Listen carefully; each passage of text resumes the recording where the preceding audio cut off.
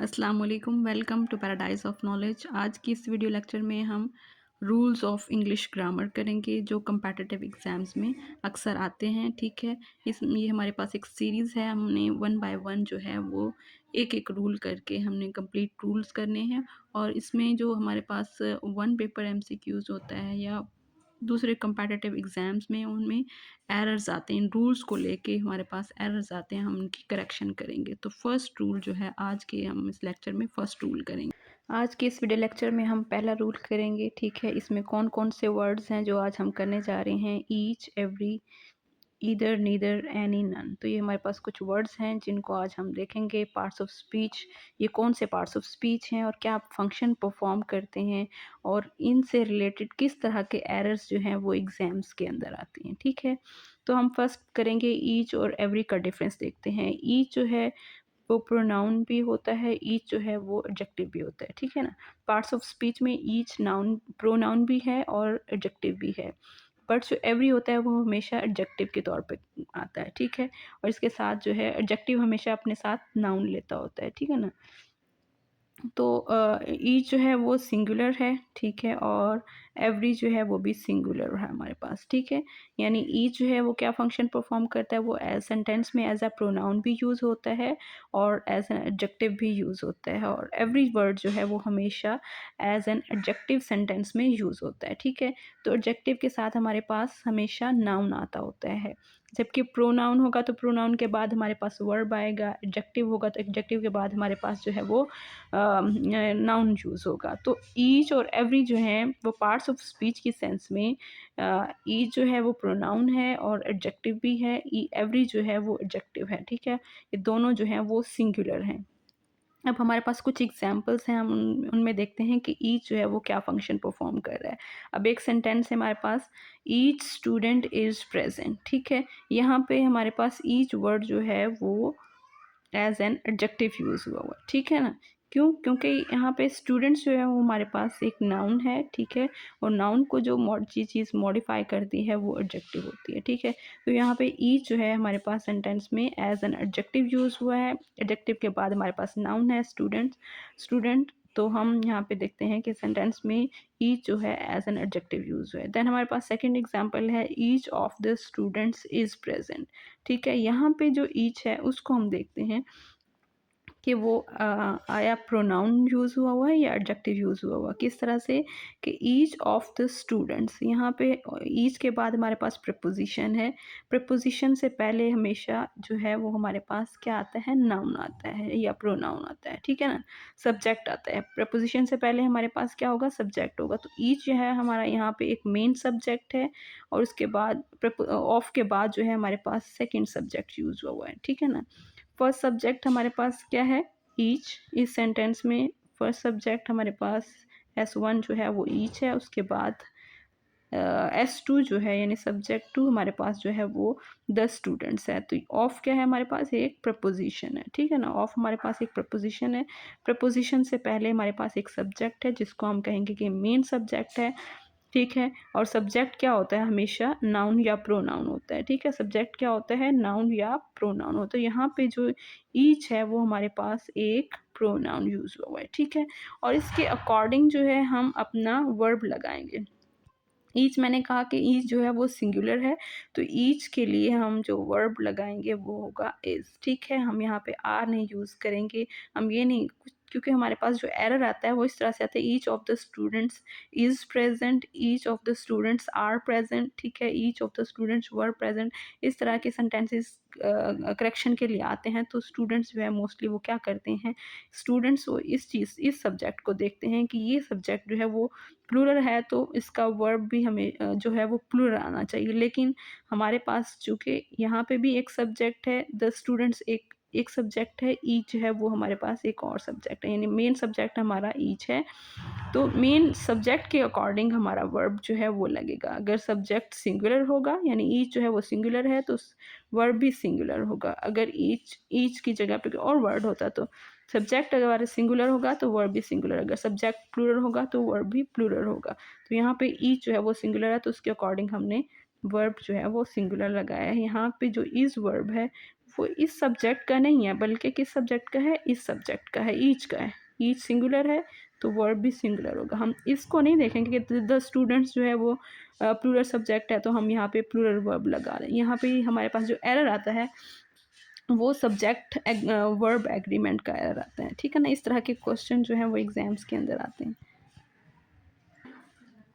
तो हमने देखा कि फर्स्ट सेंटेंस में जो ईच है वो हमारे पास एडजेक्टिव के तौर पे यूज़ हुआ है, और सेकंड सेंटेंस में हमारे पास ईच जो है वो प्रोनाउन के तौर पे यूज़ हुआ है, ठीक है ना। तो यानी ईच वर्ड जो है वो फंक्शन परफॉर्म करता है एज एन एडजेक्टिव सेंटेंस में, और एज अ प्रोनाउन भी यूज़ होता है। तो होता हमेशा सिंगुलर है, ठीक है ना।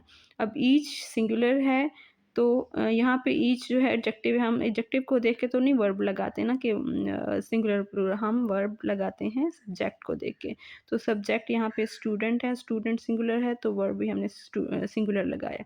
सेकंड सेंटेंस में हमारे पास ईच जो है वो प्रोनाउन है, सिंगुलर है, तो हमने वर्ब भी सिंगुलर लगाया, क्योंकि फर्स्ट मेन सब्जेक्ट हमारा ईच है, ठीक है ना। उसके बाद ऑफ आ गया प्रपोजिशन, तो प्रपोजिशन भी हमेशा अपना एक सब्जेक्ट लेती होती है, ठीक है ना। ईच जो है वो उससे ऑफ जो है वो प्रपोजिशन है, प्रपोजिशन से पहले हमारे पास एक सब्जेक्ट ऑलरेडी आ चुका है। जो वर्ड ईच है ये हमारे पास एक सब्जेक्ट है, ठीक है। सब्जेक्ट क्या होता है, नाउन या प्रोनाउन होता है, तो ईच जो है हमारे पास प्रोनाउन है।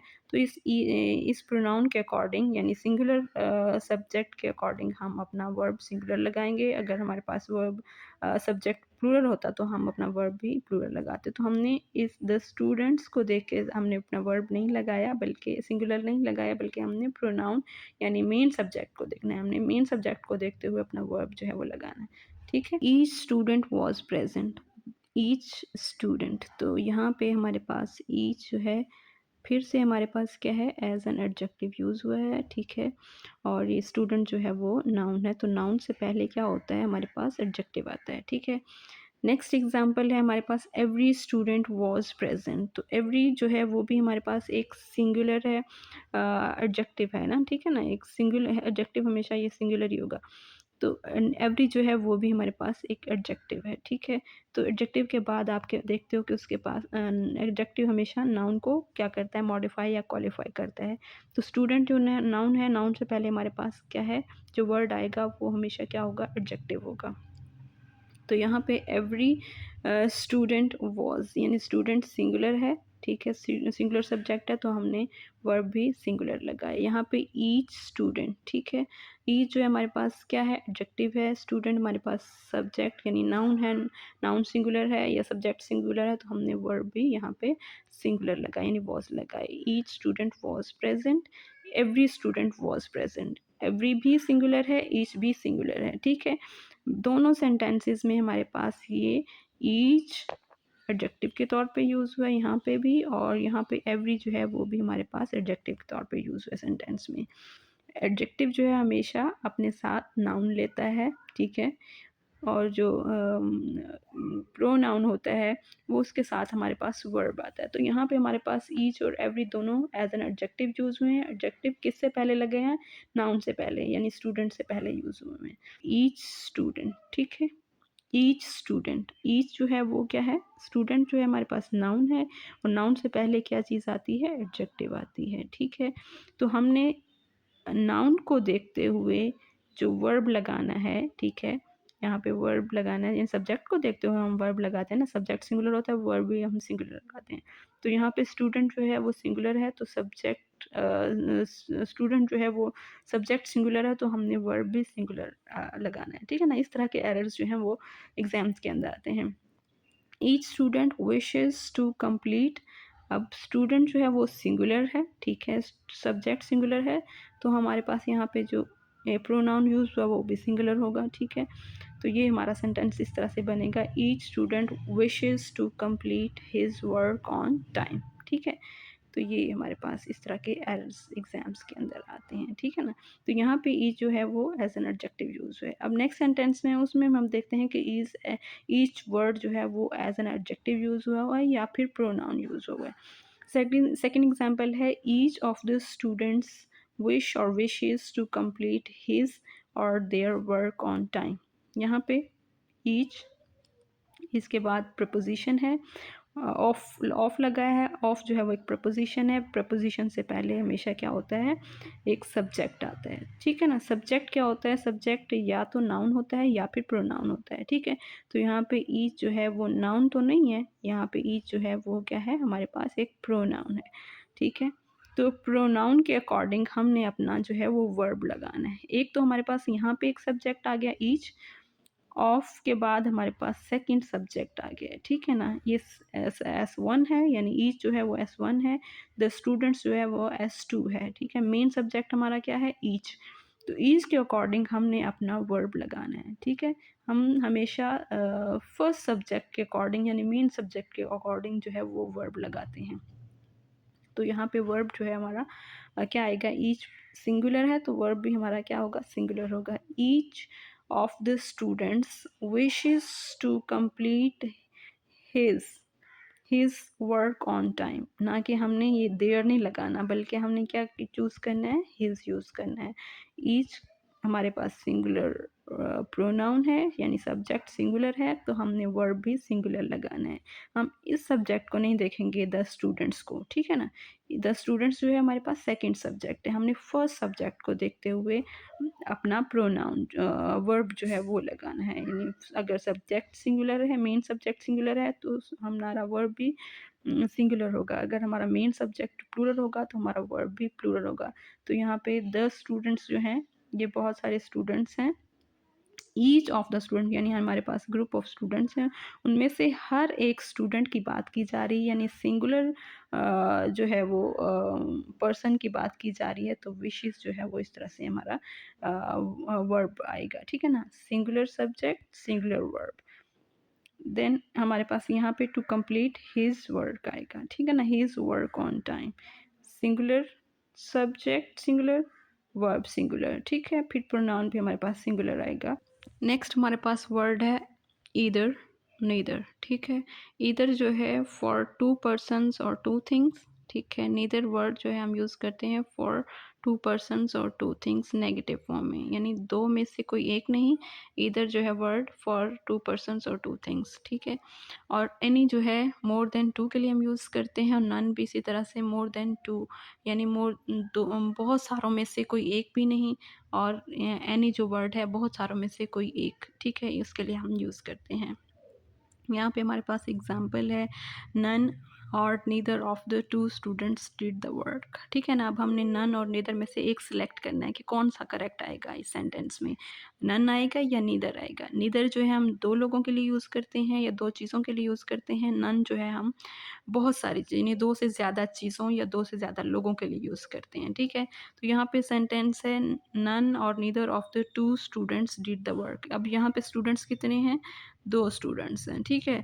तो हम वर्ड यहाँ पे नीदर लगाएंगे, ठीक है ना, नन नहीं लगाएंगे। नन हम बहुत सारों के लिए यूज़ करते हैं, और नीदर जो है वो दो लोग, दो पर्सन या दो चीज़ों के लिए यूज़ करते हैं। नेक्स्ट हमारे पास सेंटेंस है, मिस्टर उमर हैज़ 3 सन्स, ठीक है। Mister Umar has 3 sons.